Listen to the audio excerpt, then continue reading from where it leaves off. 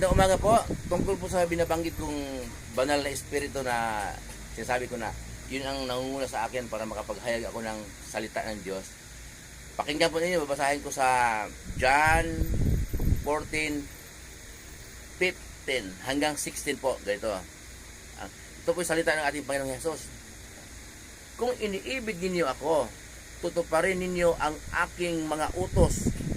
Dadalangin ako sa Ama upang kayo'y bigyan niya ng isa pang patnubay na magiging kasama ninyo magpakailanman. Siya ang Espiritu ng katotohanan na hindi matatanggap ng sanlibutan sapagkat siya ay hindi nakikilala ng sanlibutan, ngunit nakikilala ninyo siya sapagkat siya ay nasa inyo at siya ay mananatili sa inyo. Ayun po, pinagkalooban ni Lord yung banal na Espiritu.